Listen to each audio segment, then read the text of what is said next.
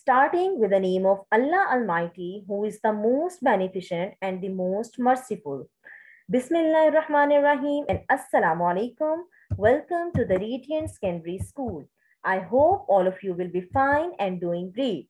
As we know that in the previous lectures, we have started the discussion of chapter number 1 of biology, that is about the introduction to biology.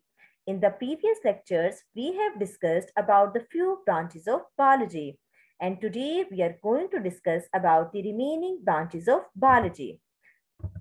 So the very first branch of biology that today we are going to discuss is the sociobiology. So we can define sociobiology as the term indicates. Socio means relating to the societies. So we can define sociobiology as the branch of biology that deals with the study of social behavior of animals that make societies. We can define sociobiology as the branch of biology that deals with the study of social behavior of animals that make societies. So we can say that in this branch of biology, we are going to discuss about the social behaviors that is going to be shown by the animals. Social behavior means that how the animals, they are interacting with each other and how they are interacting with the other individuals.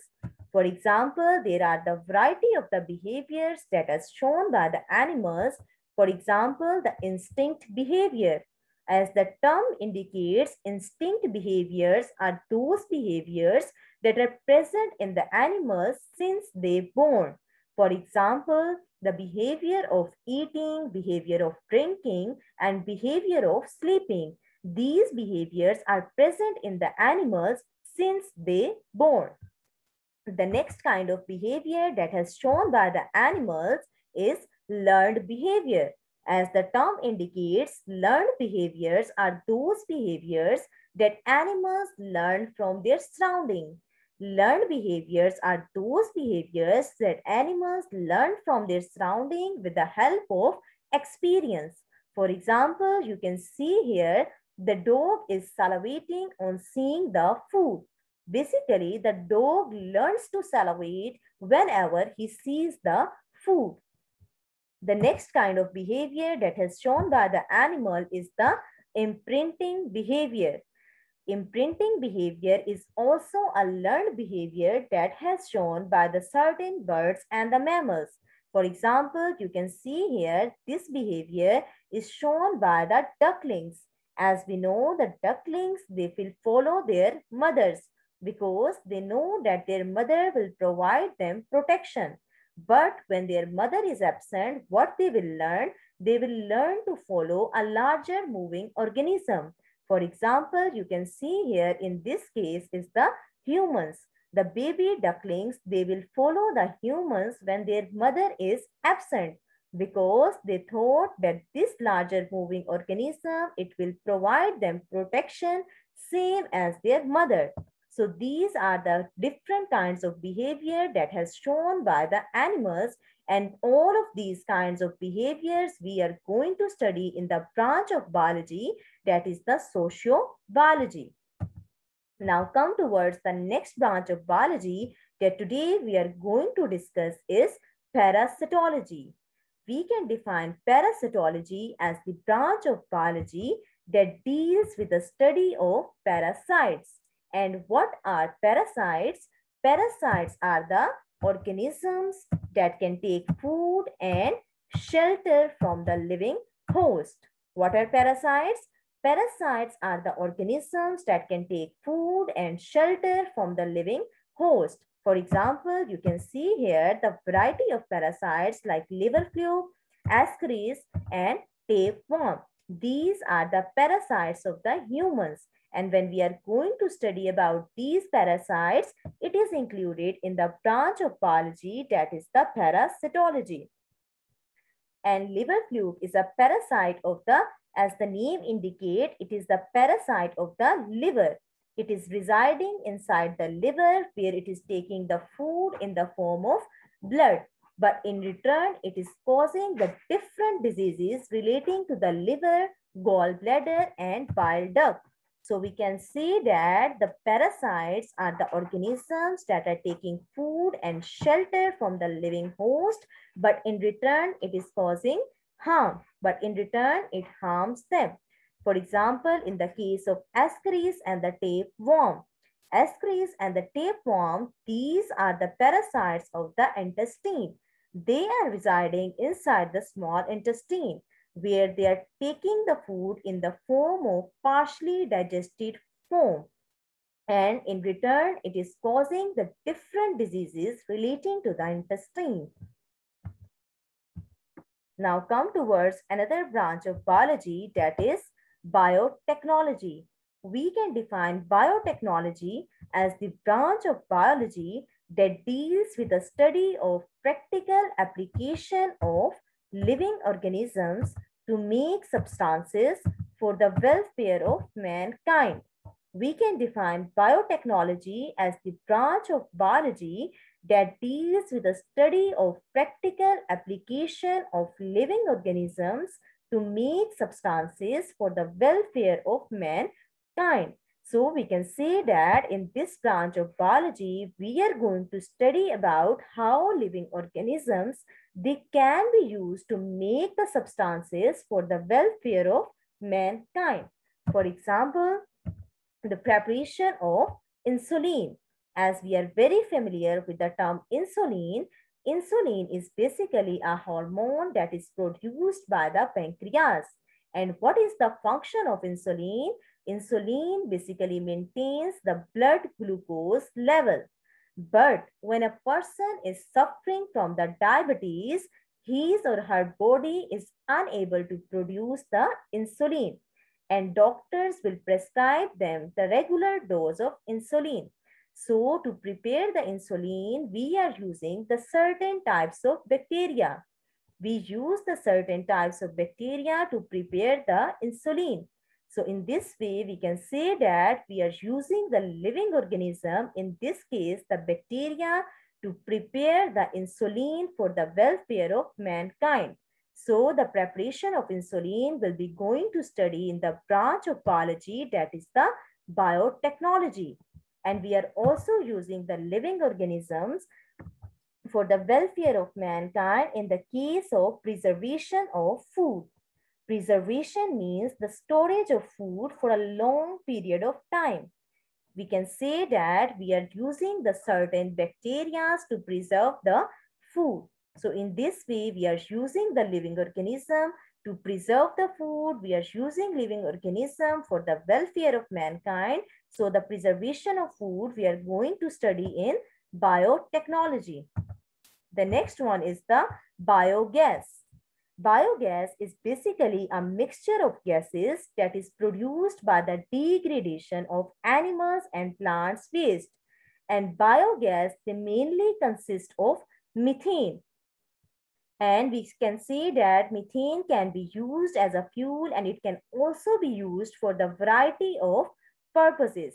So whenever we are going to study about how living organisms, they can be used to make substances for the welfare of mankind, it is studied in the branch of biology, that is the biotechnology. Now come towards another branch of biology, that is immunology. We can define immunology as the branch of biology that deals with the study of immune system, that deals with the study of immune system of animals that defends the body against invading microbes. We can define immunology as the branch of biology that deals with the study of immune system of animals which defends the body against invading microbes. It means that in this branch of biology, we are going to study about how the immune system of animals, it will defend the body, means how it will provide protection to the body against invading microbes. Invading microbes means those microorganisms that are entering in a body in a large number. It can be in the form of viruses, it may be in the form of bacteria, it may be in the form of algae. So when we are going to study about how the immune system of animals, it will provide the protection to the body against these microorganisms. It is included in the branch of biology that is the immunology. For example, the study of white blood cells. As we know that white blood cells, it is a basic component of the immune system. It will provide the protection to the body. How it will provide protection?